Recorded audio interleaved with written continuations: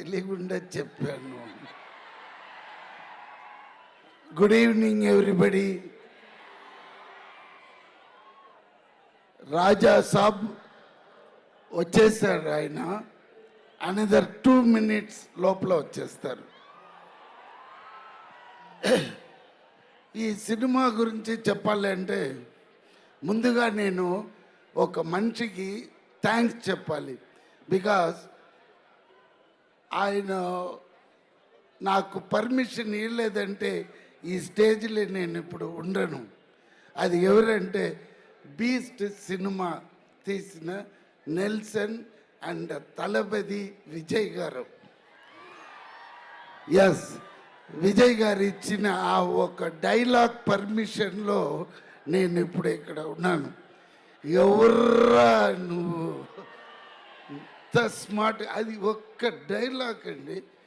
అదే గిరి అడుగుతారు, నేను ఇన్ని సినిమాలు చేసినాను, నీకు ఒక్క డైలాగ్లో వచ్చి ఇప్పుడు నాతో ఈక్వల్గా చేస్తున్నావని గిరి నన్ను అడిగాడు.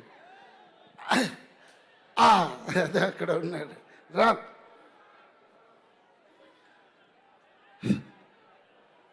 సో ఈ సినిమాలో చేసిన నేను ఒక్కరోజు 2 రోజు కాదండి, టోటల్లీ 55 days నేను ఈ సినిమాలో యాక్ట్ చేశాను.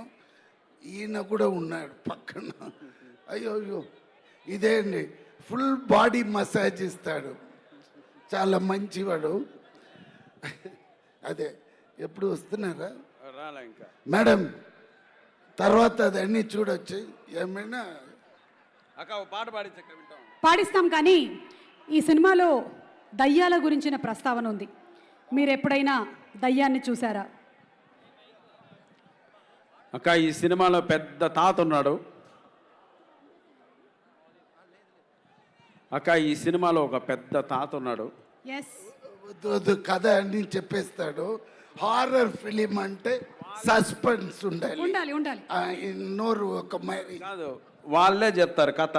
మీరు నేను ఏంటి చెప్పేది, తాత గురించి వాళ్ళే చెప్తారు. ఇక్కడ తాత వైరు కొరికేసాడేమో చూడండి రా అనేది కాదు తమ్ముడు. ఆ తాత మీ అందరు నరాలు తెంపేస్తాడు సంక్రాంతికి, కాచుకోండి అంతే. అలా ఉంటుంది సార్. మీరు సినిమా మొత్తం ఒక్కసారి చూసేసారా సార్? మీకు ఆల్రెడీ యాజ్ అ ఆడియన్స్ మీరు చూసేసి ఉండుంటారు కదా సినిమాని డబ్బింగ్లో. ఎడిట్లో మనతో ఎగిరిపోయింది. మీకేం కావాలి? ఏం లేదు సార్, ఇప్పుడు